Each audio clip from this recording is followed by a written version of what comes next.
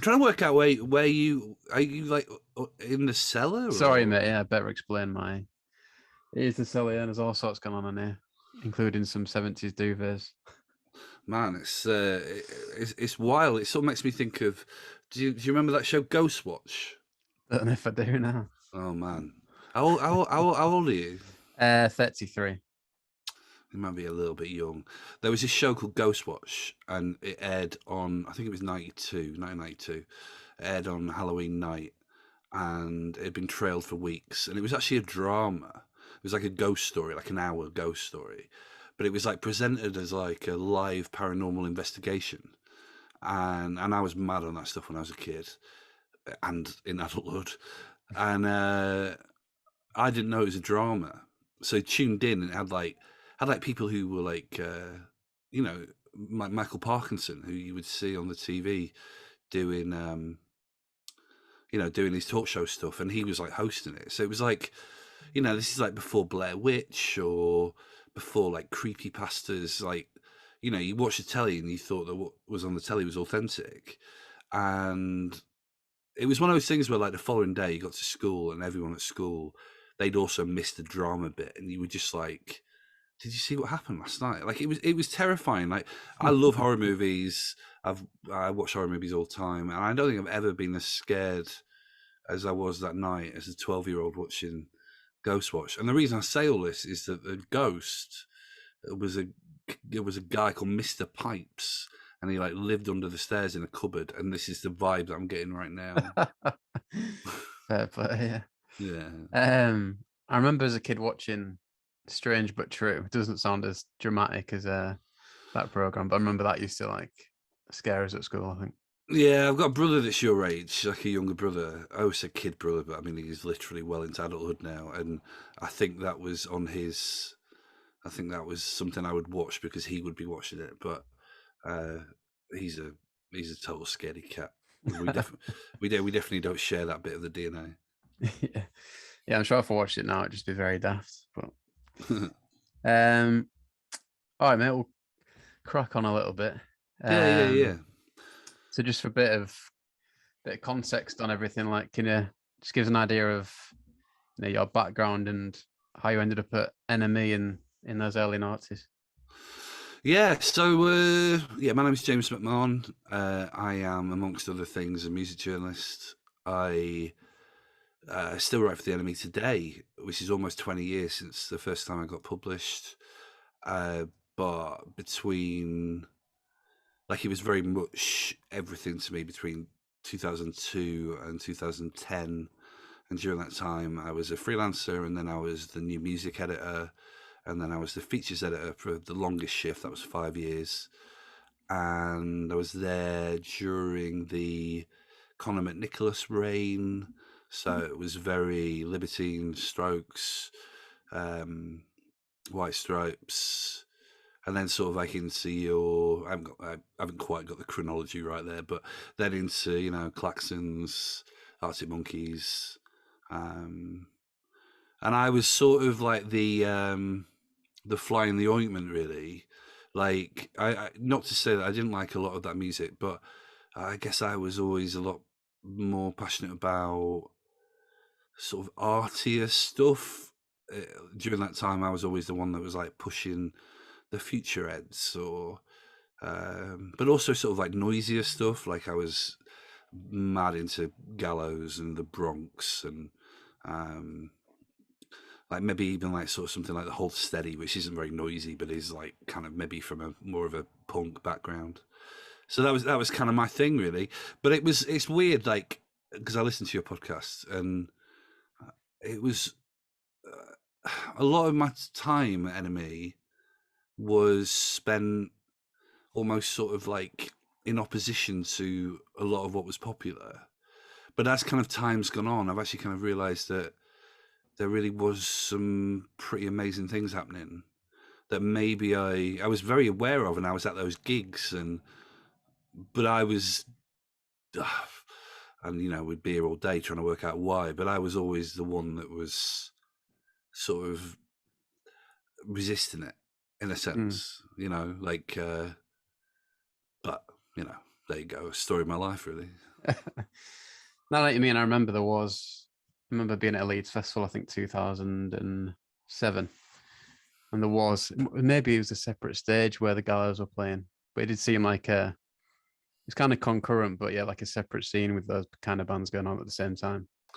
I think it was sort of a bit ahead of its time in a way, because I definitely feel like, because then I went on and edited Kerrang for 7 years, and one of the things I came out of Kerrang really thinking was that for young people, the idea of genre was like quite an archaic concept, which was difficult, really, with that magazine, like making a magazine that was for rock fans, when the idea of rock music wasn't something that maybe, I mean, I suppose they were, millennials, but, sort of Generation Z, or like, it wasn't like they sort of went, oh, we're rock fans, and kind of bought into that whole subculture. Like, music was just music.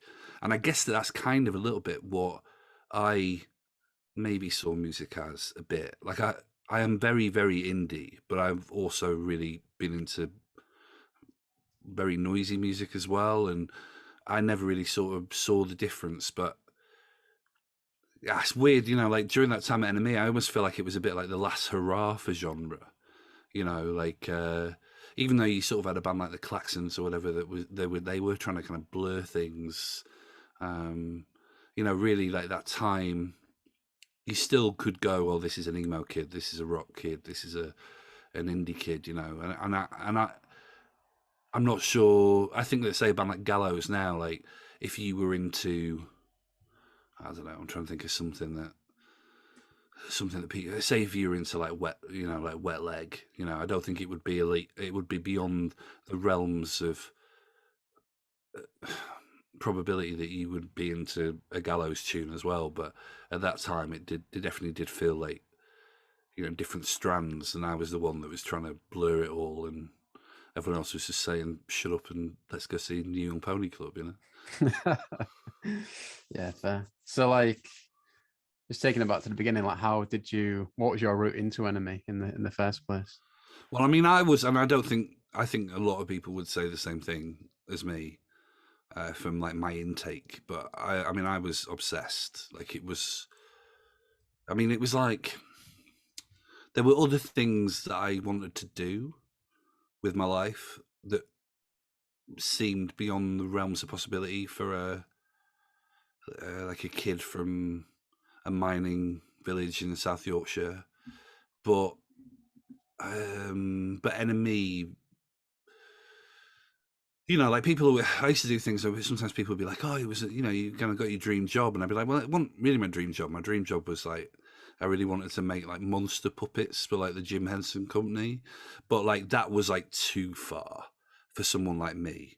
Whereas like with NME, when I first started buying NME, which I think my first issue was the Kurt Cobain tribute, so that'd be '94.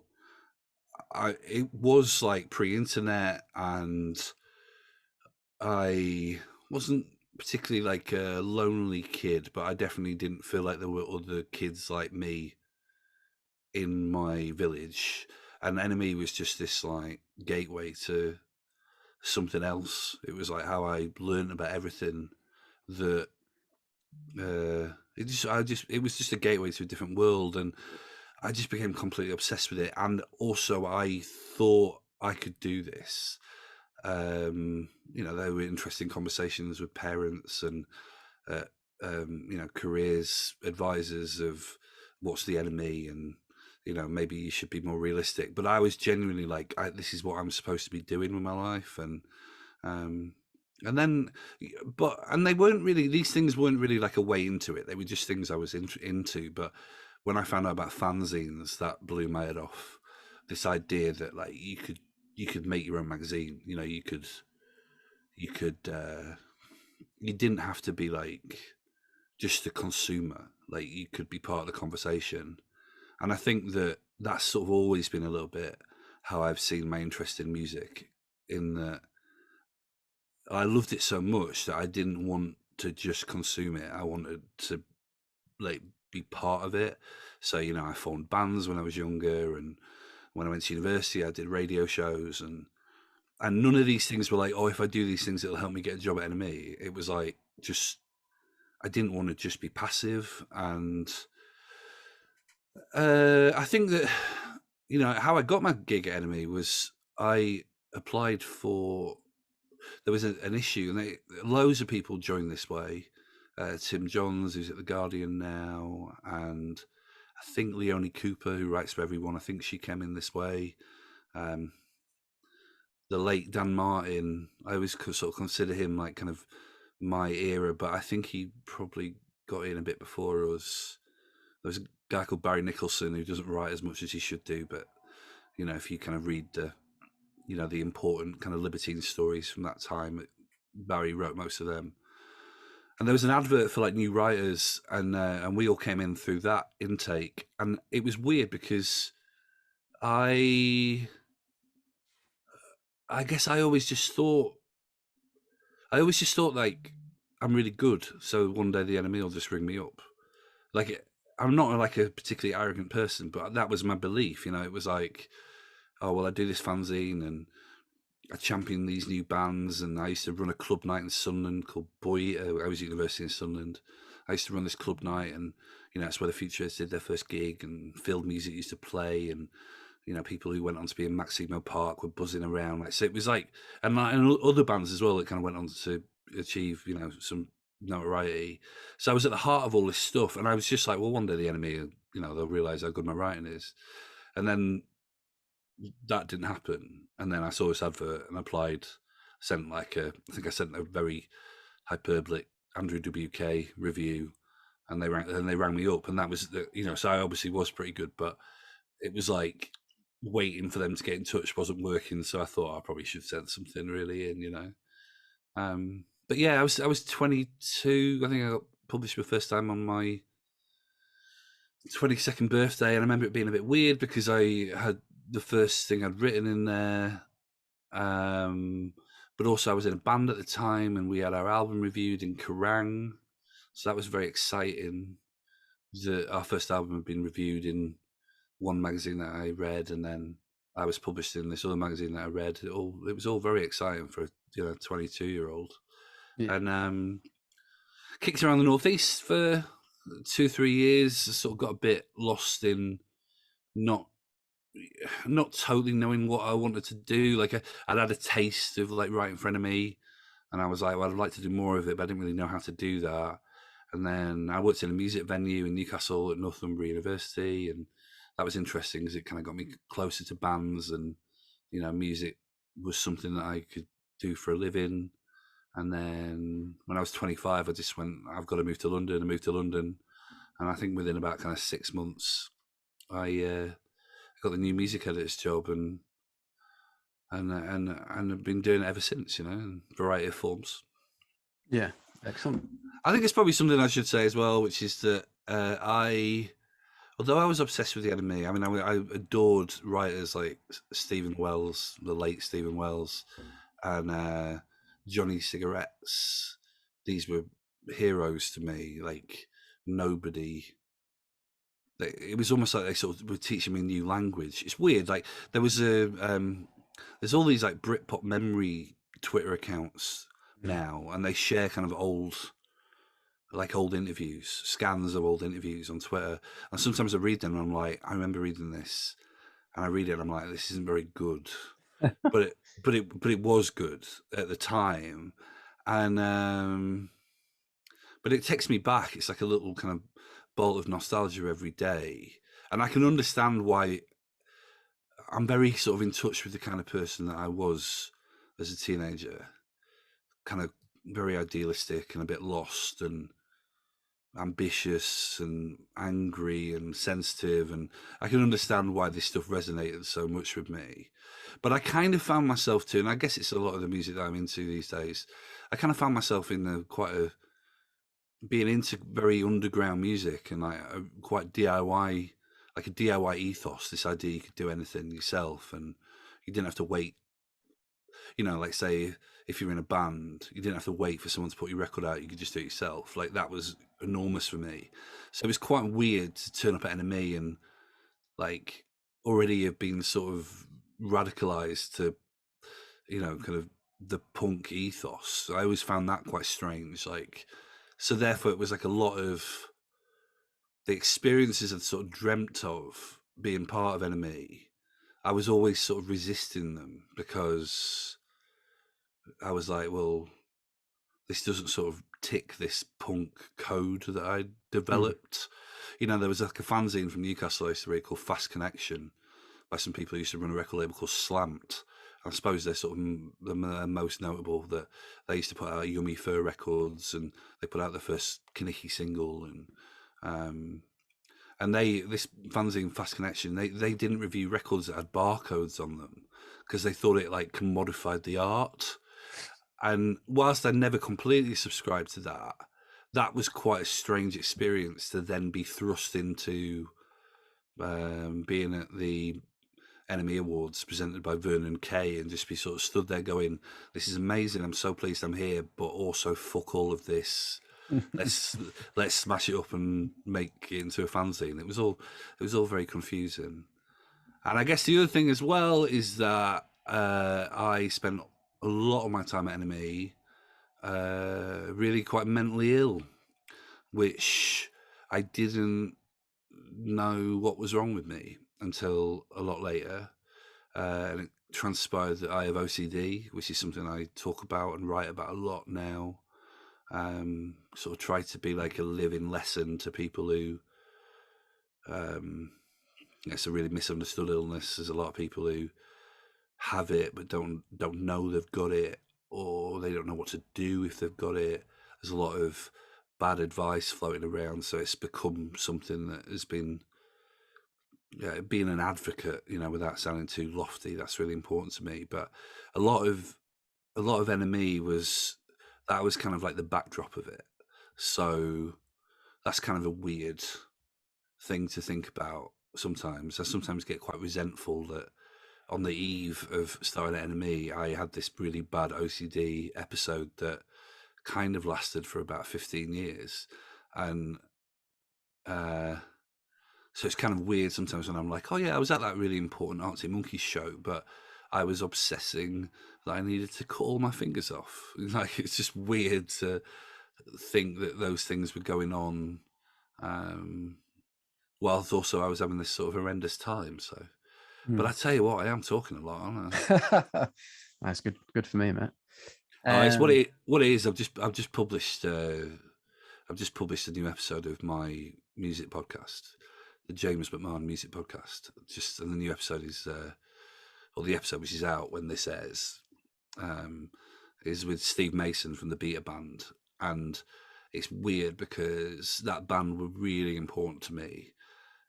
But actually kind of during the onset of my OCD, and Steve Mason's talked a lot about his mental illness. So we got quite kind of deep about like how important his music was for me, but also where it was coming from given his problems. And I'm sure you know what it's like, but I was racing to get on this call with you and trying to finish that podcast. So if I am excessively chatty, it's because I've just been trying to bash that into shape, Yeah, no worries. Yeah, I listened to your podcast with Katie. Is it Georgiou? Is it? Sound effects, Yeah, and that was interesting. Like, obviously, you kind of talked about the stereotypes of OCD, and kind of, I related to it more than I thought I would when you started talking about it. In terms of you can obsess about things like people's perception of you. It doesn't have to be like physical things. Well, I think that's the thing, like I got diagnosis when I was 28, which is really so I'm like 2 years off finishing NME then. But and I really, to be honest, I think that if I had been of a healthier mind, I think I would have stayed longer. I didn't want to leave, but I also didn't really know how to convey to people what the problem was, and OCD is so all consuming. It sort of just shapes your personality in lots of ways. Like, I found myself really angry, and I was angry with. I couldn't really work out what I was angry with, but I think I was just angry that thinking about things was just so complicated. Like, just things that should have come really easy to me. You know, I was exhausted all the time, and I was working really late in the office because I had a thing for a while that I had to tap I had to tap the desks in the office a particular amount of times before I could leave, and if I'd be tapping the desks and then forgetting which ones I'd tapped, and it's just crazy, just madness. And it's still very difficult now, but it's not difficult like it was then. And I think that so I got this diagnosis when I was 28 because I found my way to well, I went to my GP because I knew something was wrong, and then they referred me to someone like a centre in Camberwell, this place called the Maudsley Centre, which is like a sort of world leading centre for anxiety disorders, thought disorders, and they diagnosed me as OCD, and I just I was just like, well, I don't have OCD, do I? Because I'm not particularly tidy, or I don't wash my hands a lot, or these things that are sort of shown on TV of what OCD is, and and then went off and just suffered really for 10 years, and did everything that you shouldn't do if you have OCD, like talking endlessly about these problems as if they're real. And actually then when I got very ill, when I was like 37, when I left Kerrang, I managed to I basically had to fight to get back to that very centre where they diagnosed me 10 years before. It was really weird. And they re-diagnosed me, and then since then I've been having the right treatment, and life is a lot more hopeful and fulfilling and rewarding than it probably ever has been, really. But yeah, it's kind of weird, like when I think about that time, like kind of 2008. If OCD had been better understood, and I knew that it was about internal obsessions and rituals, then I think I would have accepted the diagnosis and got help a lot earlier. But you just sort of hope that. I always kind of say, there's a big OCD conference this weekend that I'm going to. I do a podcast about OCD as well called the OCD Chronicles, where I interview like other sufferers and psychiatrists and people who I'm very interested in kind of speaking to people who've written books about OCD, or people who've made TV drama about OCD, and that can kind of show that there is more you can do other than just suffer. And yeah, I always just kind of hope that there's some kid that just doesn't really have to go through the mill like I did, really, so. But yeah, anyway, it's got a bit heavy, hasn't it? That's all right. So what, like, kind of, you say it changed when you went back to get help when you were older. So have you is it techniques that you've learned to deal with it, or just experience, or how do you? Well, the big thing for me was I found, actually, to be honest, more than anything, I found a support group. I think my wife might have found the support group, actually, but I found a support group, and it was like, I mean, we've moved now, and COVID's been a spanner in the works the last couple of years. We've only recently gone back to meeting in person. We were online for a long time, but it was like the first time I met anyone else with OCD, and within kind of 5 minutes of being in this room in Bloomsbury, it's like this function room in a gym. Everyone sat around in a circle like you see in movies. Like within being there for 5 minutes, I was like, oh, this makes sense now. Like, these are my people. And because it's just mad, it's just like, if you're, if you're down, right, if you're, whether you're depressed or you're sad or you're upset or something bad's happened, you're encouraged to talk about it, and OCD isn't really like that. Like, OCD is like, if you're having kind of crazy obsessions, you're supposed to not indulge them. Like, actually, you're supposed to accept that this is like a broken cognitive process, and there are things that you then do that teach you to accept doubt and live with uncertainty and live with feeling uncomfortable, and that's just things you're not taught. So it took meeting other people for them to be like, okay, everything you're doing is wrong. And then as soon as they'd explain that to me, there was like a degree of comfort that came with that. And then I managed to access the right treatment. I said to them, who's the best psychiatrist for OCD? And they told me, and I saved up some money and I managed to see them. And then they put me in touch with someone else who was, I did a period of treatment with, and just, having the information was what changed it for me, rather than just trying to, because the thing is like, I'd be in the office, I'd be in the NME office, and like, I'd be obsessing that people could like hear my thoughts. Like, actually, I would think something, and then they could hear what I was thinking, and like, I just thought that was normal. I mean, this wasn't like a drugs thing or anything. This wasn't like a, I'm sure the fact that I was out a lot and living the life didn't help, but it wasn't, it wasn't drugs or booze or anything like that. It was just madness. But I thought it was normal, and I think the other thing is as well is like, I really didn't want to, like I'm mad ambitious, no pun intended. But like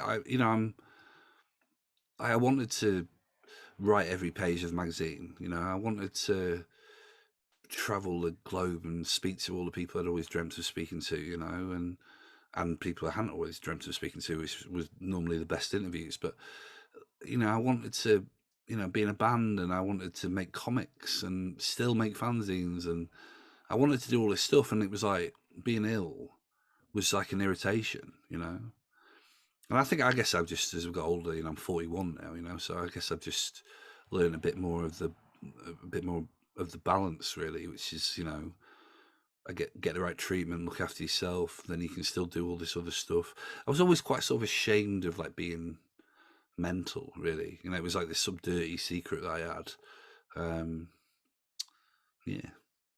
I suppose we've come a long way in that regard, though. I imagine at that time, like early to mid 2000s, it was still, I don't know if taboo is the right word, but it wasn't as accepted as it is now. Is that right? Do you think? Yeah, I mean, but also even just stuff. I mean, I'm from Yorkshire, and not want to make sweeping statements about Yorkshire, but it wasn't, I don't know, like, I mean, my granddad, I've done a lot of, and he's no longer with us, but I've sort of been really interested in this the last couple of years, and he had a breakdown, and he wasn't well, and he'd had issues after leaving the army, or leaving the services, and that had sort of characterised my mum's childhood, and so therefore, like, there was always this sort of like stoicness about you can't give up, and that was good, but it also, I think, gave me a lot of sort of almost internalized shame and fear. Like, I genuinely was like, I've always wanted to do this job. If anyone finds out that I'm mental, I'm not going to be allowed to do this job. And I'd actually found someone who I worked with who was like, who I could talk to one day, and he'd had his own journey with stuff, and that was enormous for me. But it was still like, I would still go to him and be like, say, like when the Kerrang editor's job became available, and I was thinking, oh, I'd quite like to do that. Like, I would still go to him and be like, should I disclose that I've had these issues? And we'd both talk about almost what we should talk about and what we shouldn't talk about, and all of these things that really now seem preposterous, really. I mean, there's this, I don't necessarily think we're actually that much further in understanding mental illness as a society, but I do think that the idea of being like, I won't be able to get this job if they find out that I've seen a therapist, I mean, that feels that feels like something I spent a lot of time whittling about that was a waste of time, but I don't know, it's mad, it's like when I was 19, I was at university, and I was saying all this stuff that, I was putting on gigs, and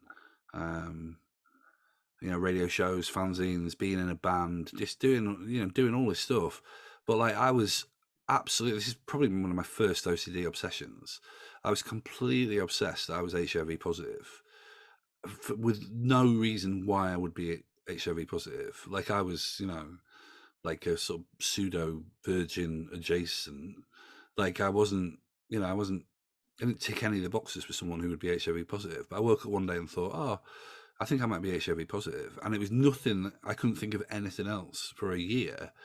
But yeah, I was going out and, you know, being Mr. Music, but, and when I think about that time, I just think, I couldn't tell anyone, I'm sure people knew that I wasn't right, but maybe they did, maybe they didn't, It's kind of weird. It's like I made, that band, the Futureheads. Yeah. They were like my friends at university. They weren't at university, but they're from Sunderland, and I went there. And Ross from that band, we've always been tight. Like he was a groomsman at my wedding a couple of years ago, and sometimes we sort of talk about that time, and just sort of, I don't know, just sort of conversations that we'd had, and I think he sort of knew that I wasn't very well, but you just don't have the currency, you just don't have the currency is the wrong word. You just don't have the vocabulary, like, and that's the thing I always come back to is I always just go, I would like to think that if that obsession I had was very common for people with OCD. I'd like to think that if a kid had an obsession like that now, and they could go see their parent or someone at university or whatever, and they would be like, "Oh, this sounds like OCD." I just didn't have that, so you just got to hope that things get better over time.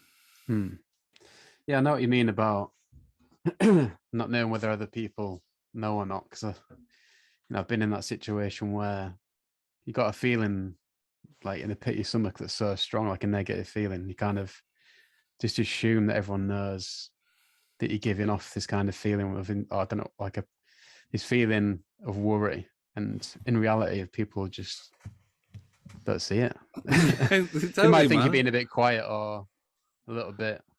I think I think there's a bit of a thing with OCD where it's like you want to be understood, and you want people to understand why you are. I don't know. Like I was just. It's really hard to explain. I'm trying to write a book about OCD at the moment, but about. I was going really good guns with it. Like I've got, there's someone who wants to work with me on it, and I'm very lucky that I have good connections in media and music, and people have been very helpful to me in trying to get the project going. And unfortunately, well, not unfortunately, but there's like other projects that have sort of got in the way, But actually, I want it to happen. It's probably the thing I'm working on that I'm most interested in or most passionate about. And it's a bit maddening trying to write it, to be honest, because it's all set against the backdrop of being a music journalist, and it's just such a hard illness to explain to people who don't have it. And I think I'm a really good writer, and I really struggle to find the words for it sometimes when I'm trying to explain it. Like, and all this stuff did intersect with music. Like, I went to interview U2 when I was about 28. And so I guess this was around the time things started to get really bad. And like, I genuinely was obsessed that like Bono had spiked my cup of tea. Like I genuinely, spent the entire trip worrying that he'd spiked my cup of tea. And obviously, for the record, Bono had not spiked my cup of tea. But like, how do you even explain that to someone, Like, because no one would have known. Like, no one would have known that I'd been whittling about it so much, or I hadn't slept, or that I was almost trying to. There's this thing with OCD, we call it like reassurance, where you're looking for something which will disprove the obsession. And people with OCD end up being quite, I don't want to say manipulative because that's got real negative connotations, but they end up being quite, I don't know, almost like Machiavellian, like trying to find a way to disprove something. I mean, even this, I'm saying this even now, and I'm going, you sound insane, James, because it's just a very, very difficult illness to explain, but at the same time, you want to be understood, And actually, what I've found with the treatment, or what I've been taught, is the way that you get better is just by going, I don't care, like just going, I am who I am. You can control your actions. You'll be judged on them. If people like you, they'll like you. If they don't like you, they don't like you. And I've got a wife. I'm married now. I've been married for, knocking on for 4 years, and she's like a lot. She can do logic in the way that I struggle to do logic. So that's a real help. And, like I say, things have been looking up for a while now, but man, I genuinely, it's weird, like on the OCD Chronicles podcast, like when I interview a sufferer, like I interviewed a guy, his name's Jan Biscuits. No, Jan Buckets, sorry, not Jan Biscuits. Steve Mason, King Biscuit time, I've got on the on the brain. But yeah, Jan Buckets, and he had this thing where he was like, this is all in the episode that I did with him, so I'm not betraying a confidence, but he had very similar obsessions to me, and he sold all his stuff and basically just started traveling the globe. So, because his thing was like, well, if I'm going to be obsessing and ruminating and have rituals going on, then I might as well be in like Burma, or I might as well be in like, Japan or whatever. But we were talking about it, we were going, if someone said to you, and we'd sort of describe something terrible that would happen to us, or we'd have OCD, and we both were like, yeah, every time you would have you'd be eaten by a hippo or whatever, like every time you would take the other thing, because it's just the absolute worst. But hey ho. One thing I do love is, I love it when musicians talk about OCD. I just know how massive that would have been. I know one of Slaves recently has talked about his experiences with OCD, and George Ezra, and a guy that I've known for years is George Ezra's manager, and we sort of sometimes kick texts back and forth about, kind of how I'm doing and how George is doing, and there's other bands. There's a band called Orchards, who are really good, who released a single recently called Magical Thinking, which is like a subgroup of OCD. Fiona Apple has talked about OCD in the past. That stuff's really good, because everyone just wants to see themselves represented, and I always wanted to see people who weren't like gibbering wrecks. They were like successful, because I didn't want this to take everything from me. So take it back to the music a bit then, James. You mentioned do it. You mentioned becoming new music editor at NME. Yeah. So you say, were you freelance up until that point in Yorkshire, and then you moved down for that job? Yeah, I was. So I'd been taking in that intake with the advert, and sent them some reviews. They rang me up, hey, do you want to do some writing for us? I was like, oh, amazing, I'm an NME writer. But that sort of is like the start of it, really. That's when you sort of got a foot in the door. And yeah, no, it was when I moved to London that job became available. Chrissy Morrison, who went on to edit NME, and she's now the editor of the Sunday Times magazine. She was new music editor at the time, and she got promoted to features editor, and she was like, "Oh, you should go for this," which is why I went for it and got the job. But it was weird, Like I was, I was thinking about this the other day. I was thinking, well, a while back, but not that long ago. But I was thinking about the bands that I remember going into this meeting with Connor, and him being like, "Who's the next big thing?" and me just naming people who really weren't the next big thing. But I on think purpose, or No, I think I genuinely thought. I think I genuinely thought they were gonna be. You know, like, do you know a band called Tapes and Tapes? Remember the name, yeah. Yeah, I thought they were gonna be massive. It's a band called Cold War Kids that Yeah. that I still like, you know, to this day. But um, I don't know. I just didn't know what I was doing, really. You know, and I was so passionate about music from the Northeast that, you know, that section of the paper became very Northeast centric for a while. Um, I think it was fun, you know. But again, like I say, you know, I was so trying to think who were actually the things I got right during that time. I remember, do you know the Twang? Yeah. So I did. So basically, I did the Twang. They were like a band that I championed and really pushed, and that was basically on the basis of there's a song called Either Way, which I truly believe is one of the best singles of that era.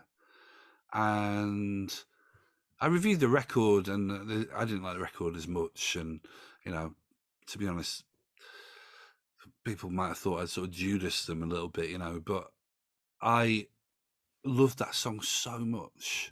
Like I just thought it was, you know, it's not like kind of like breaking new ground, you know, like, you know, I like the Happy Mondays and all that stuff. So, you know, that was obviously kind of in there, but it's not really like breaking new ground, but just something about that song completely resonated with me. And I was like, this is the best song I've heard forever.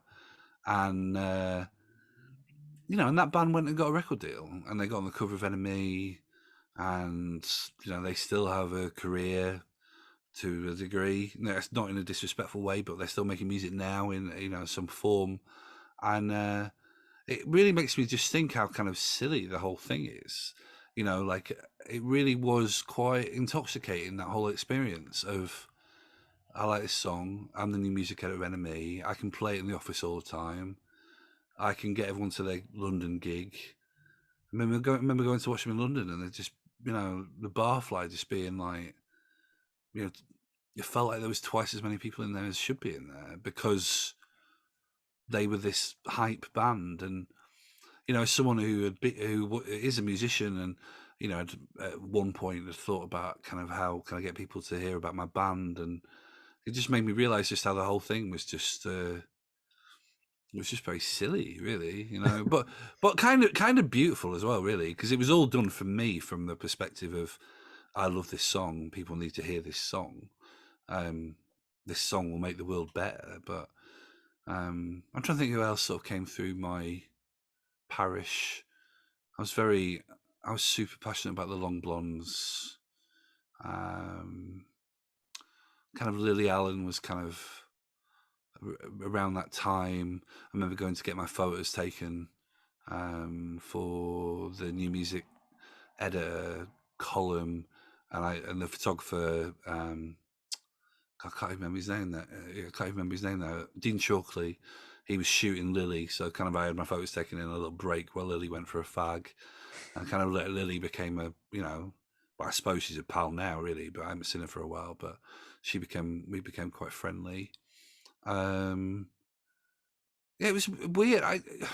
It was that podcast you referenced before, the sound effects podcast. It was really interesting to talk to her because aside from the mental health stuff, like, you know, she was a work experience during that time, and you know, so she was almost like this fly on the wall, and she could almost be like, "Oh, this is what it was like," and you didn't see it. And you know, there were people there, whether it was Paul Stokes or Alex Miller, who's at Vice now, or Hamish McBain, who's at the Evening Standard now. Like we all had our own thing, you know. We all had our the things we believed in and what we thought music should be and what we thought NME should be, and it was just a sort of a like the Royal Rumble or something, you know, like all of us being let loose, all these really enthusiastic people who adored music just scrapping to be the last one in the ring at the end of the night, you know, like, and and I found it quite maddening at the time. Obviously there was, as I said, all the things going on with OCD, but like when I think about it now, like it really truly was like one of the best periods of my life. Um, I'm always really keen on like, I'm very aware, kind of rose tinted spectacles, and you know, looking back on things, you forget about things you found, things that weren't right. But for me, I'm like, I'm so pleased I got to do it. I'm so pleased I got to meet those people.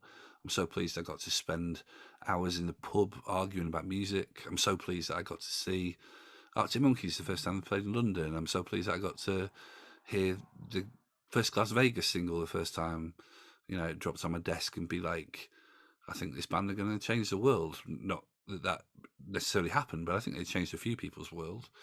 Um, like it was just an honor, really, and I just feel like, what's that line that fucking Morrissey says? I can laugh about it now, but at the time it was terrible. It's sort of like that, really. It wasn't terrible, but it was like, it was something. But like now, I'm just like, I'm so pleased I got to live my dream. Yeah, yeah. And I guess we were early 20s at that point, or mid 20s. I'm mid-20s, yeah. So I mean that for a lot of people that'd be quite an intimidating environment to go in, the NME office. But is what you're saying that everyone kind of had the courage of the convictions, that had that self-belief when it came to music? I mean, I don't know. I mean, the other thing, as well as the OCD, the other thing that was going on with me is that, I'm from the north, and, when I went to NME, like, it was the first time I'd met so many different kinds of people. Like, just, there were no one there that were like people I knew from school. Um, and this isn't me being like, judgmental at all, but there were people there who had been to boarding school, or they'd been to Oxford or Cambridge, or um, and that was just totally alien to me. And I think I became a bit of a knobhead, really, for a bit, because I was like, I sort of almost became like a bit of a professional class warrior, because which in my experience is just insecurity, because you're just like, and to be honest, it was weird. I didn't feel cool, like I kind of got there, and like, everyone's cool, and I didn't feel cool at all. So, there was a lot of like projection, really. Um, and then sort of over time, I started to get more comfortable in my own skin, and especially when people realized I was pretty good at what I did, just got more comfortable. But uh, it's hard to explain, man. Just all these people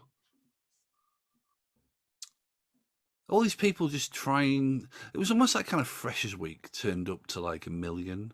You like turn up in a new city, and you're excited, and there's loads of opportunity, and you don't really know who you are, but there's opportunities to be what you want to be. It's kind of weird. It should just be a magazine, really, that where people go into work every day and make a magazine for other people who really love music. But there was just more than that. There was just more going on. Um, it was like joining the circus or something. Right. And when we had Connor McNicholas on, he talked about the Office CD player and everything. Like, what was there a bit of a jostle for position when it came to I mean, he loved all that shit. that? Like, he was like, Connor is like, Connor's a good man, and I'd be nothing without him, because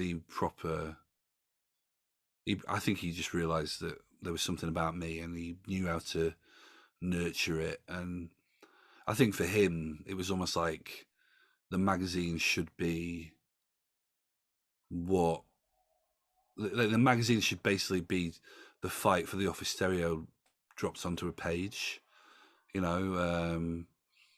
it probably went a bit far sometimes, you know, like when I think about it now, like, you know, if someone put a record on in the office and then everyone would be like, this is shit.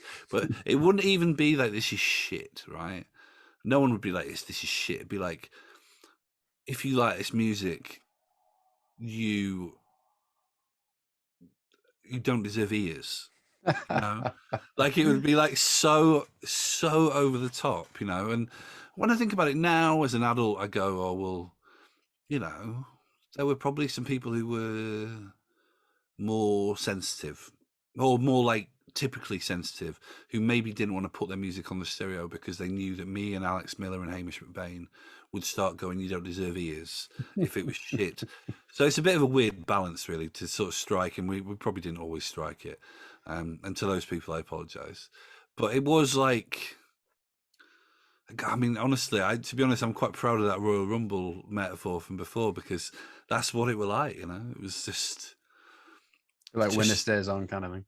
it really, honestly, it really was like. And then there were almost like some people who'd garnered a reputation for like, you know, you'd almost like, as they approach the stereo, you'd be like, ah, or like just certain. I mean, I almost sort of used to know. I don't know. It was almost like sort of being like an A&R guy or something as well, where you'd be like, okay, I'm in the office. Everyone's in the office now. If I put the twang, you know, if I put Either Way on by the twang, the right people are going to hear it. They might not like it, but I can probably squeeze this in about another 4 times before the end of the day. Yeah, I was just, you know, it was just music mattered so much, and it does now to me. I haven't changed at all, but you know, for all of us, it was like I remember watching, you know, that show The West Wing. Yeah, heard of it. Yeah. Yeah, so you know, it's like a drama set, like in the White House, Mm. and you watch it, and you're like, the people in it, like what they're doing matters so much to them. That's the feeling you get when you watch it, right? And I remember I was binging that show at the time, in the rare few hours I wasn't in the office, and I remember going into work the following day and just being like, feeling like I was working in the White House, like being like, this is so important, like this matters so much. This is changing the fucking, like, music is here, and we're going to change the fucking world, which is preposterous now when you're thinking you're trying to change the fucking world with like the Rakes album, but like that's how much it felt like it mattered, you know. And I don't know. I'm sure not everyone was feeling like that, you know, but I certainly was, you know. Yeah, just wanted to mention, you know, we've had quite a few NME people on, including Mark Beaumont, who talked about the indie landfill term. All right, yeah. And he almost blamed himself and other NME journalists at the time for not coming up with a better kind of tag for that era. Like, how do you view this indie landfill thing? I mean, Mark's music taste is in the landfill. Like, Yeah. you know, if you opened up his like record box, it would just spew out with indie landfill. But I don't know, man. Like, he wrote a piece about that on NME.com after that big Vice list, that I thought was good, because Mark is a great writer, but I thought he'd taken it a little bit too personally. Maybe I thought that Vice list was really fun. To be honest, I thought it was some of the best music writing I'd read in forever, and I thought it was very affectionate the way it was written. And it wasn't taking itself too seriously, but I didn't think it was really being disrespectful. It was just sort of poking fun at what was often quite a ridiculous time for music. There was something, I mean, I can say this now, but there was something at NME where it was like there were people who it was almost like they were ashamed to be into indie music. It was like the people who bought the magazine, and it wasn't even just my era. Like, I think you could be an NME journalist from 20 years ago and you talk about this, but and some of it was justified as well, because, you know, it was like you know, there were people back in the day who were fighting to get more hip hop in the magazine. You know, like they were fighting for it to not be so white and blokey and, you know, guitar-y, for want of a better word. But at the same time, there were people in the paper who would be like, "Oh, it's a bit indie, innit?" He'd be like, "Work at the fucking NME," you know, like it's kind of what we do, you know. And so there's a bit of that with the sort of indie landfill thing where you go, well, actually, it's just maybe, I don't know.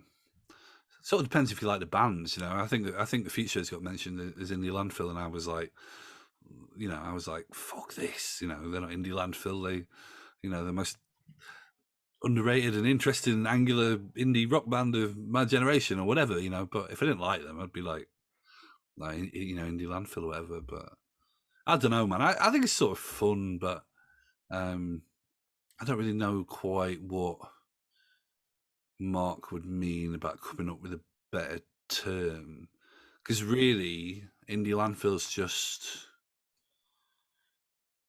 like, there was a lot of guitar bands from that time that didn't really do anything, you know, like they were sort of signed on the back of Arctic Monkeys being popular, or even Klaxons being popular, or even Libertines being popular, and almost like, you know, people looking for sort of a, you know, a second bite of cherry, you know. That's what but I don't know, man. I mean, you know, I do a website called Indie Heaven, and it's where I interview bands that I loved when I was a kid that didn't really achieve anything.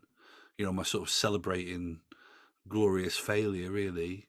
And you know, and a lot of that stuff comes from like Britpop or just before Britpop, sort of Grebo scenes. And I don't really look at any of that stuff as being like failures or anything. Like, I just think there's sort of beauty in young dreamers that crash and burn. There's a band called Elliot Green, and they're from Yeovil. And I mean, it's almost impossible to find out anything on them on the internet. But they had a song called Red Rum, and I heard this song when I was like 13, 14 on, it was probably on Mac or Peel or something. And like, I'm obsessed with this song. Like, I truly think it might be one of the best songs ever written. And hardly anyone knows about it. And that band, I have no idea what happened to any of the members in that band. For all I know, they're working like on a building site. But like, that song somehow made it through the wireless. I heard it in Doncaster, and it's been probably, you know, in my top 10 favorite songs all my life. And you know, that band would totally be, you know, they could be described as indie landfill, but I don't know. It's all beauty in the eye of the beholder. Chill out, Beaumont. That's what I say. Yeah, fair. I suppose his point was maybe that with other eras like grunge or punk, that you know, that first wave of bands get labeled with those terms, and then the second wave of bands kind of get forgotten about. Whereas within the landfill, it seems to like be a term that drags a lot of bands in from even the early 2000s when things were good, or kind of. I think Yeah, that's but what you're saying, maybe. yeah, no, and I can see that, but I don't think like indie landfill was like a sound. Like, I think it was like a trend. You know, like for me, you know, it sort of represents a period where guitar bands were quite identikit. A lot of them looked and sounded like each other, and it was almost like the music which was popular before something else happened. Um, it the thing is like, I just don't think that's a problem, you know. But that's what I think it was like. You know, I think when you look at, like, I don't know, say like new rave, right? Like, new rave was just a silly thing that someone in the office came up with. I think it was someone in the office. You know, I know that. You know, my wife works for a management company that used to work with Klaxons, and so she was like privy to all the kind of early days of promoting that band. And You know, their management would bring glow sticks to their gigs. You know, they were in on it. You know, but I think new rave was just something silly someone said in the office once and kind of stuck. But that was a thing that did happen. Like, I remember I lived in East London. I remember taking a few NME journalists over to kind of just for drinks, kind of over my side of London, and they lived up north. And I remember like Camden or whatever. And I remember walking down Brick Lane and then being like, "Shit, this is a real thing, isn't it?" And me being like, "Yeah," and then being like, "Oh, I just thought it was something we just made up." And you'd be walking down Brick Lane and like, you know, kids be wearing, you know, neon colours and, you know, looking like they'd, you know, fallen through a black hole from the future, you know, and like, and you know, everything that kind of, you know, youth culture should be, you know. So just sometimes these things sort of stick, and Indie Landfill want any of that. I don't think it was almost like where it was just where all the other stuff that didn't fit kind of went to congregate. It's just that Mark and me to a degree, but it's just like Mark likes a lot of that in there. You know, Mark, that guy's like obsessed with tunes. Like you wouldn't believe. Like and he likes loads of stuff that I love, that I think is brilliant music. And he also likes stuff that I don't think is brilliant music. But the common denominator for him is the chorus is amazing. He probably would disagree with all of this, but he just loves melody more Okay. than I think anyone I've ever met, to be honest. So just it's one more about being in an enemy office. Like, what was your source of new music at that point? Because kind of got this image of you sat at your desk with a load of demo tapes, or is that not kind of how it worked? Yeah, no, we did all that. You know, I mean, I was always more.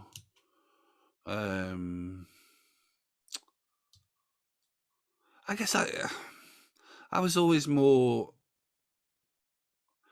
Well, I mean, given I went on to edit the magazine, like, I mean, I read Kerrang every week, and there were people at Kerrang who were obviously really excited about a lot of the like hardcore bands that were coming through at the time, whether that was like the Bronx or Gallows or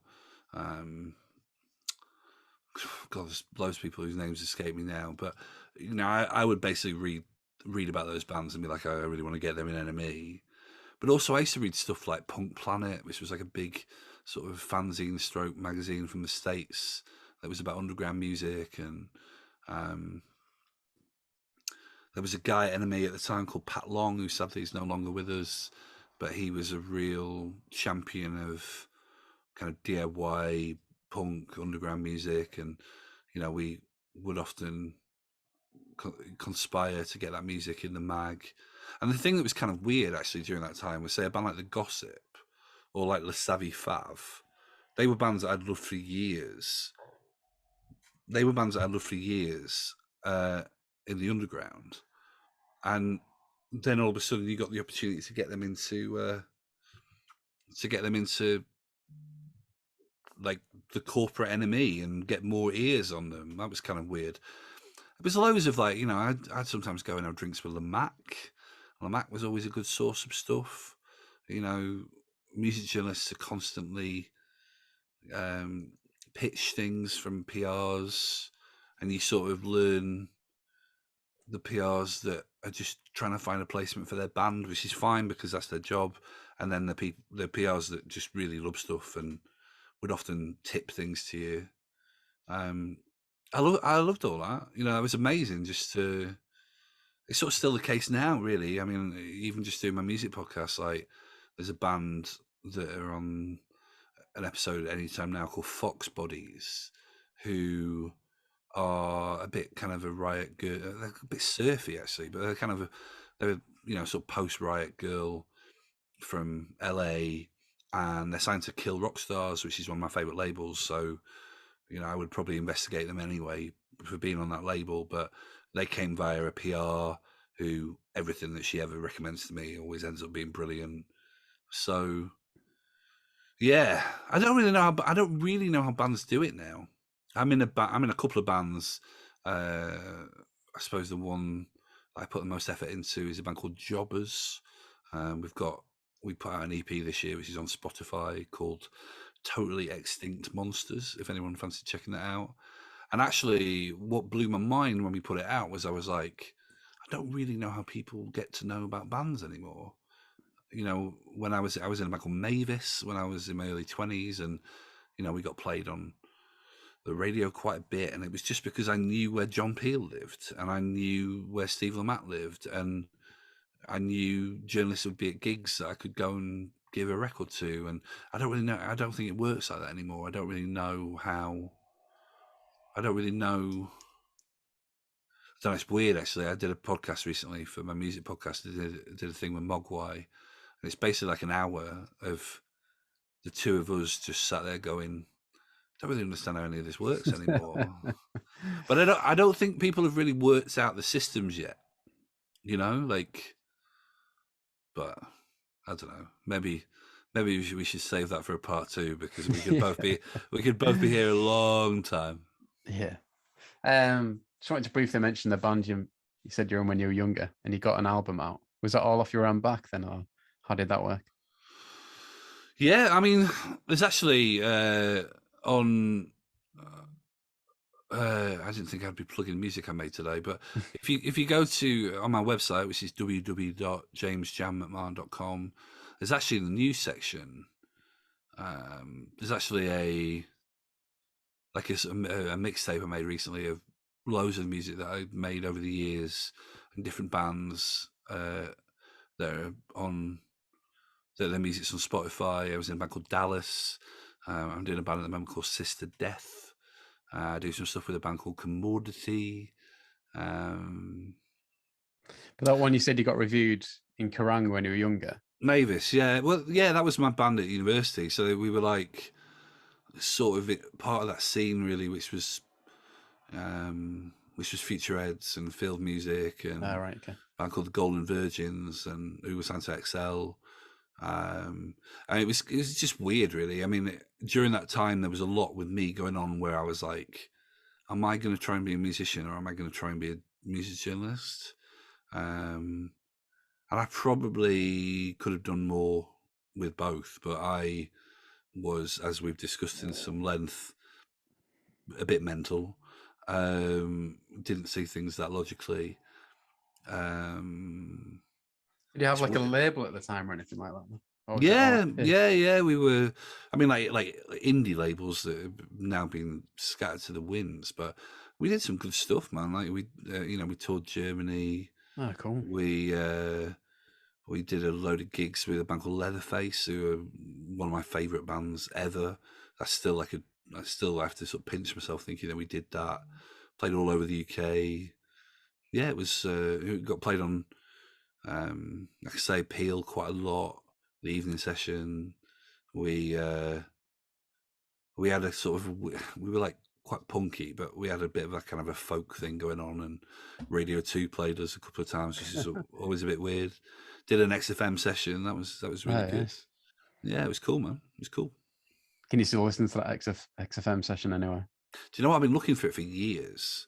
I've been looking for it for years and years and years, and no dice yet. And it's a real shame because it was one of the best things I think we ever did. But the second Mavis record, Mavis versus the Mendonca, is on Spotify. Although there's a couple of songs there that I just go, Jesus Christ, I cannot believe we committed that to tape. But like some of it stands up, you know. And like I say, if you find this mixtape, which you can listen to via my website, it's like the sort of the best bits interspersed with other best bits that I've kind of curated as an older dude, you know. What were you doing in Mavis, and were you singing or playing? Or? I sang and played guitar and wrote all the songs, to be honest. Like I don't want to say a tyrant because I'm not a tyrant, but I am I wish I kind of played better with others. You know, like I wish I've got this thing where I'm just like, without getting too sort of, like, I don't know, brain centric, I really wish I collaborated with people more than I did in loads of stuff that I do. Like it's a thing, it's a thing I think about a lot. Like I'm like, I really wish I say my podcasts or whatever. There's things where I'm like, I wish I shared the load with people and got more input from other people. But in reality, I'm just terrible with it. And Mavis was always just like, it was always just like, I mean, the bass player was like the best man at my wedding. He's like one of my closest friends. And I say all this to him and he's like, yeah, but you wouldn't let me put a bass solo in the middle of, and I'm like, well, it's a fucking bass solo. Like, not having that, but still like, I wish I could, I wish I could play better with others. So you're moving on to, you moved to Kerrang. Like Connor mentioned, there's a bit of rivalry with Kerrang when he first joined NME. Was that the same when you left, or was it not really like that? I think things had changed loads. Like, I think NME had gone free by the time I'd left, which I don't know. I don't know how they remember that. Like, I don't know. I don't know whether they. I don't know whether within NME they would consider that a success. I don't know. But that had happened, so therefore it stopped. Like NME stopped being something that you almost kind of competed with every Wednesday, which was certainly the case for Connor during that time. I think there was a little period with that, but also the music had changed quite a bit as well. Like NME were writing about stuff that Kerrang wouldn't go near, so it was only really when there was like a Biffy Clyro or a Foo Fighters or a Nirvana anniversary or something like that where you'd be kind of competing for the same stories. And also, like Kerrang sold more than NME for a long time. Kerrang completely owned the emo stuff, and NME sort of tried to get on board with it, but it just didn't really click as much as it did with a Kerrang audience. So it sort of just stopped being competition at some point.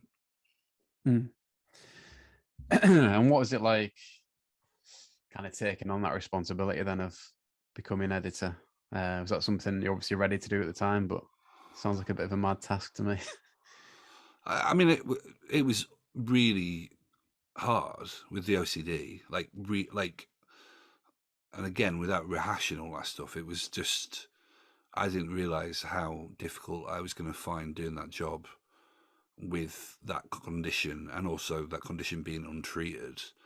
And I feel quite sad sometimes thinking about it, just going, I wonder what it would have been like if I hadn't have had another voice competing for attention in my head. But it was cool, like I never, I have like a load of respect for Kerrang. Like I think that the essence of what Kerrang is, which is like a magazine or now like a brand, a website, like made by music fans for music fans, and tries to capture the excitement of loud rock music. I have loads of respect for that. It was just I just never loved it like I did NME, and it wasn't that I wanted to be NME. I was totally focused on or committed to Kerrang, and I put so much effort into that job over 6 years. But I guess the heart wants what the heart wants. It was I just never felt like it. Like I did a better than me, but still proud that I was there such a long time and did what we did there and stuff. I think that my vision for what I wanted it to be was quite different to a lot of other people. Sometimes that was difficult. I wanted it to be funnier than it was. I wanted it to be sillier even, really, or more sort of irreverent and youthful. There were definitely a lot of bands that were really core to Kerrang that I sort of got to a bit of a point where I was like, I don't think covering these bands is of any interest to anyone other than the staff. And that's fine. Sometimes I think that should be, the magazine should be made by people who love the music that they're writing about. But also, you know, if you work at a music magazine, I think you have to accept that you're making a magazine for people who aren't necessarily as clued as plugged in as you are, or you know, they're not necessarily like you. You know, it's like they have the same love of music, but by the very nature of you ending up working at a music magazine, there's something that's not something which everyone could do or would want to do, if that makes sense. So, so that, you know, it's just I sometimes find that quite difficult, like a kind of an outsider, I mean, I guess that's what I'm trying to say. Really, is like I often felt like a real outsider being like at Kerrang, but you know, there's a lot of things about it that I loved. And then now you just purely freelance now. Obviously, you still write for NME and everything. Yeah, well, I just do loads of stuff now. So I guess my big stuff at the moment is I'm writing a book about Badly Drawn Boy at the moment, who is a musician I love, and really excited to tell that story. Hopefully that's going to be out next year. I've spent quite a lot of time this year making a radio documentary for Radio 4 about Bullseye and the changing shape of the British working class, and also when I went mental. And that's on over Christmas. I'd love to be able to give a date, but I'm a couple of days off knowing exactly when it's going to air. But the December 20th has been muted, so it's called Look What You Could Have Won, if anyone fancied seeking that out and tuning in. I run this organisation called Spook, which is basically kind of an outlet for like my creative stuff. So it's a record label, it's a Substack where I write articles and publishes the podcasts that I do. And one of those podcasts, which I guess is kind of the thing that is my main focus, is called Shame, which is a documentary series about the emotion that is shame. And I've interviewed some really interesting people for that. I spoke to Amanda Knox recently. Oh, I saw that one. I need to listen to that. Yeah. That was a real. I was really happy that she trusted me enough to tell a story. Interviewing John Ronson soon, who's like basically my journalistic hero. So that's really good. So yeah, just loads of stuff going on. I'm working on this NFT project at the moment called Dudes. I was going to ask you about that. Yeah. Yeah, with Connor from with Connor and Nicholas, who were talking about. It's kind of weird. It's like, you know, we've both gone and edited magazines, but as soon as we sort of start doing stuff together, I immediately just become this 22-year-old that is like, just will do anything he asks me to do. And sometimes I have to go, oh, I'm an adult now. I can make my own decisions. But it's good actually. If you'd said to me yesterday about Dudes, if you'd said, oh, what's going on? I'd be like, oh, you know, it's a multifaceted project that we're working out as we go along. And then basically woke up this morning and it had gone crazy. Like thousands of people heading to the Discord and wanting to get involved. And it's all very exciting, really, you know? Yeah, I'd look at the Discord this morning. Still like not massively familiar with it all, but I'm going to try and keep my eye on it. I think the thing with me is there's a lot about NFTs, which I just think is fucking bullshit. But I'm also really interested in how creatives get paid, how artists can get a fair deal. I'm really interested in communities, and I think there's a lot of potential within NFTs actually for all of that. And I think that it's quite a misunderstood medium, and I mean that even from myself. Like I'm kind of learning as I go. And I think what we're trying to do with Dudes is genuinely build a musical community, which, you know, I don't know whether it's something that I'll be doing in 6 months or a year, but like right now it seems to be very exciting. And been doing a load of listening parties for people who join that community. Did a Nevermind one the other day. I'm doing a Loveless by My Bloody Valentine on Friday. We do an event every Sunday called the Sunday Social that I DJ at, and gives me an opportunity to play loads of space rock and drone rock and just weird sounds. That's really good. And I actually think as well, like in this era where, you know, like a lot of the ways that we connect with each other have been challenging because of everything that's happened in the world. Again, I just quite like that idea of things that bring people together over a shared love of music and art and creativity. So whilst there's this little noise that goes off in my head where I'm a bit like, I don't totally know whether NFTs, like everything sort of outweighs it, you know, and seeing that kind of dudes community popping off. I'm definitely the one out of the dudes crew which is slight, you know, I don't want to say skeptical is the wrong word, but more sort of the questioning. Which, to be honest, takes me exactly back to what my role was at NME, which was always the guy going, "Oh yeah, you know, raise the lighter on the cover, but how about we listen to this slab of abrasive electro punk?" always the thorn in always the thorn in someone's side. But is it essentially 1,000 NFTs that are going to be minted? Is that what they call it? That's what they call it. Yeah. No, that happens next week. So right, okay. Yeah, let's look into it. Yeah, no, do it. No, come and join the dudes community. I think I've joined the Discord. Does that mean I've joined the community? I mean, he's there. as Connor would say, your family now. You can never leave. Come and listen to Loveless with us tomorrow. Cool. All right. Can you listen to those again anyway? Like, can you listen to the Nevermind one anyway? Well, you can certainly play it and then kind of read along with see what happens, all of my waffle. So, okay, cool. Just two more to wrap up then, James. Like, bit of a broad question, but do you have like a most memorable interview from the time at NME? I suppose I would always say Beth Ditto. I did the for want of a better term, the Nuddy cover. Yeah, which was my first ever cover story, and they were a band that I loved and was super passionate about, and a lot of what she was talking about I was really passionate about and am really passionate about.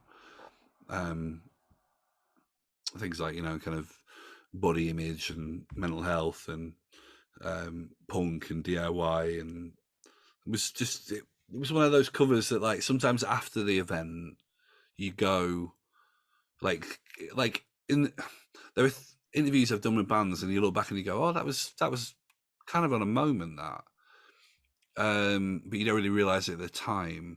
Doing that cover, I was like, yeah, if anyone's going to do like the 100 greatest NME covers ever, this is going to be in there now. Pardon me. Yeah, this is going to be kind of like part of the NME story now, and that was a real buzz, you know, loving NME so much and feeling like you contributed something, yeah, immortal to it, you know. And then you mentioned, pardon me, the NME Awards. Like, do you have any memorable stories from that we might not know as the paying public?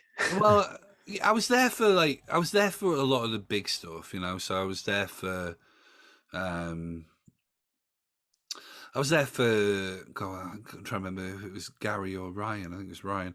I was there for Ryan crashing through the the table and getting taken to hospital because he, you know, severed some vital artery. I was there, you know, that was the same year that Bob Geldof and Russell Brand basically almost came to blows. Sorry. Sorry. The COVID's kicking in now. I was there for loads of that stuff. Mick Jones playing with Primal Scream and Mannix getting Godlike Genius, and yeah, loads of that stuff. But again, you know, without sounding like a stuck record, like they're things that I enjoyed with hindsight, because it was those things where the OCD was difficult. Like, I was happiest at NME when I was lost in music and writing and creating, I found the social stuff hard work because I was just riddled with doubt and rumination and insecurity. So, so when I look back, on the NME Awards now, I'm like, oh wow, it's pretty cool. I got to do that. Oh, that was amazing. Oh, can't believe that happened. You know, I got to meet people I'd admired all my, you know, all my fandom to that point.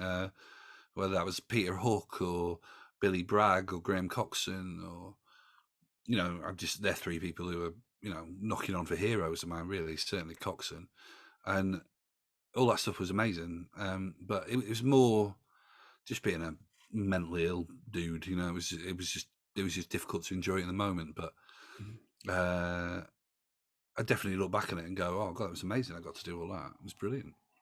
I went to the NME Awards not long before the pandemic, which was at Brixton, and you know, I do a bit of writing for them now and again, but I'm hardly core to what they do now, but I was there and I stood at the bar with my wife and thought it was amazing. I was like, this is fucking brilliant.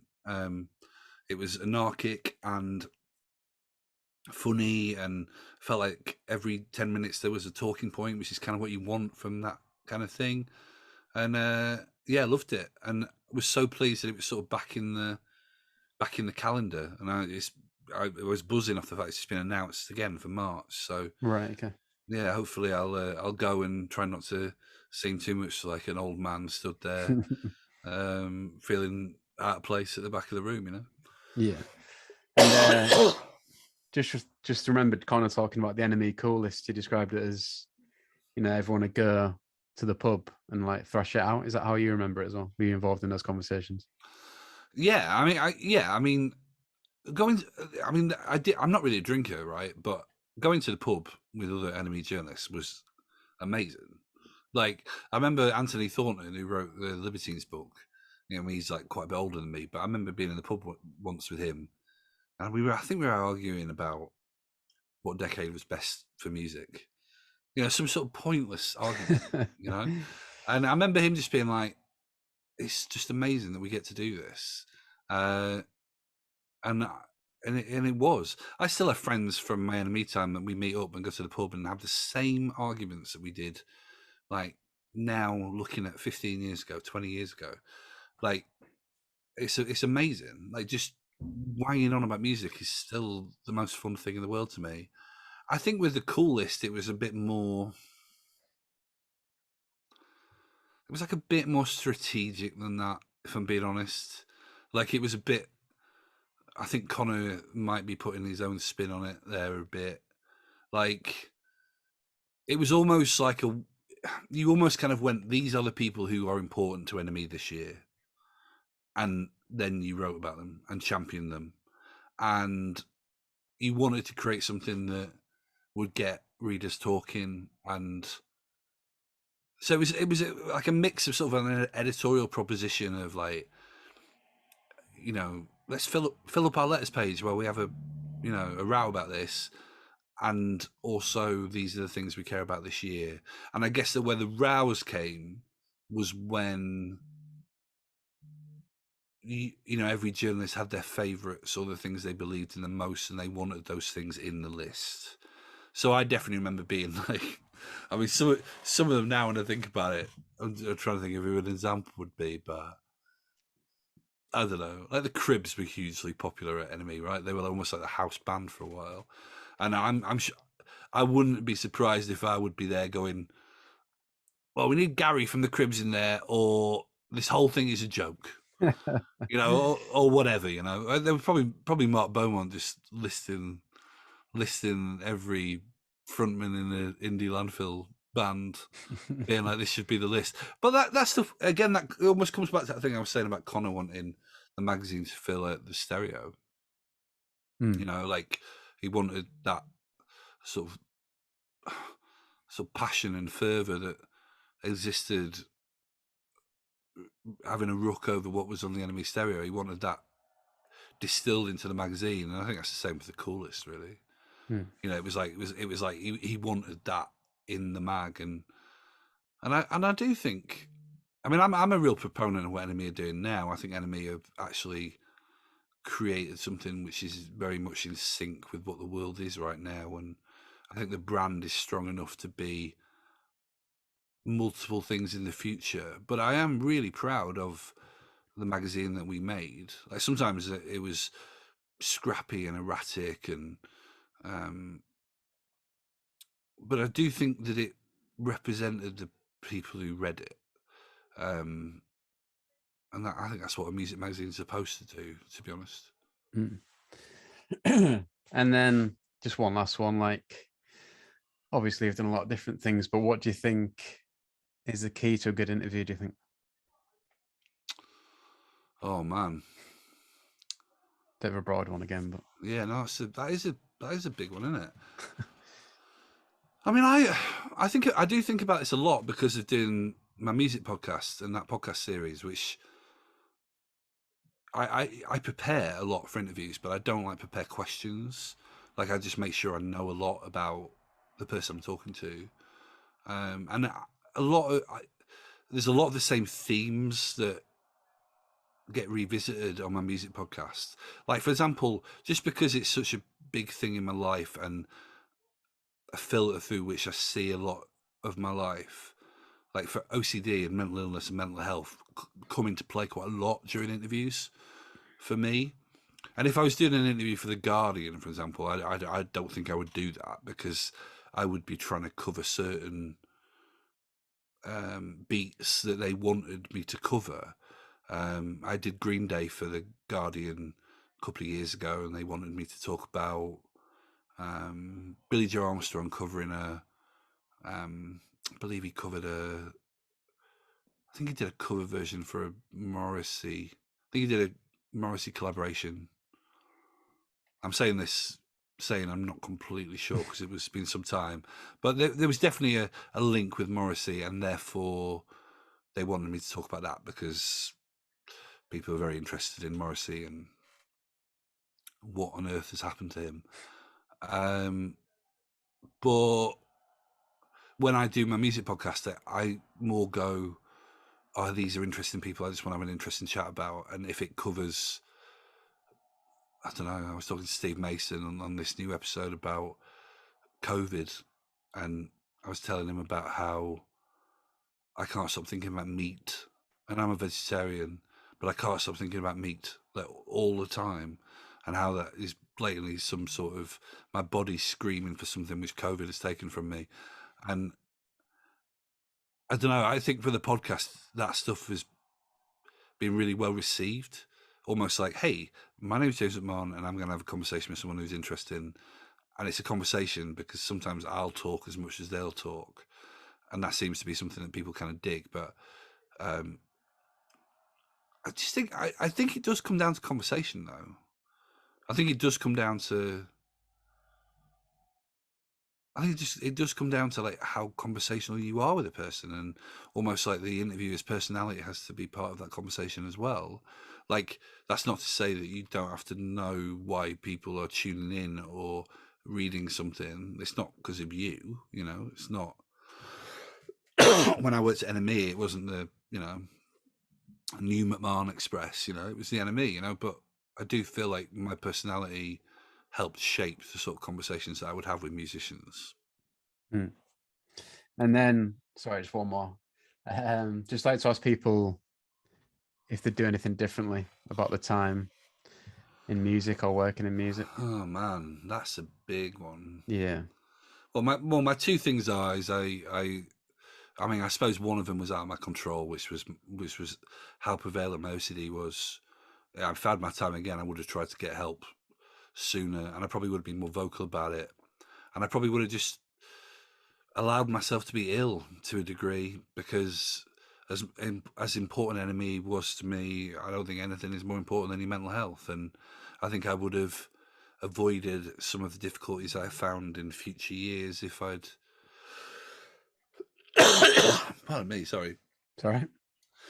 I think I would have avoided some of the difficulties I found in future years if I had got proper help then. But I also know that with things how they were and how I was and the resource I had, I don't think I would have been able to do that. So it's almost all hypothetical. I do think I wish I'd enjoyed moments more, and that's obviously linked to OCD stopping me from being able to. But I do sometimes think about. I was saying this to Connor the other week, and I was saying how I went to do this story on Gogo Bordello in Brazil, and I remember everyone, the band, being like, "Oh, hey, do you want to go to the beach?" And normally I would always be like, "I'll drop everything because you should go where the band goes because that's where the stories are. Like that's why you're there." But I had a piece of work I had to finish, like for the office back in London, and the office were expecting it, so I stayed in my hotel room and did this piece of work while everyone else went to the beach. And when I think about that now, I'm like, "You're an idiot. Like, just take the telling off when you get back and go to the beach." Because I can't even remember the piece I was doing, but I do remember that I didn't get to go to the beach. So, but that ties in with a lot of my worldview as a 41-year-old man now, which is just like, guys, gals, enjoy yourself. Too much, but again, OCD. It teaches you this stuff because there's been so much of my life which has been being locked in this mental prison, and I just think it has taught me to appreciate the times I'm on day release from it, and everyone just needs to chill the fuck out, man. Everyone needs to chill the fuck out and have some more fun, Get some Ramones on, get your dancing shoes on, have a good time. Stop taking everything so seriously. That's a good finishing point, I think, Matt. I was trying to do it just for you. Then I was thinking, I wonder how I can wrap this up for him.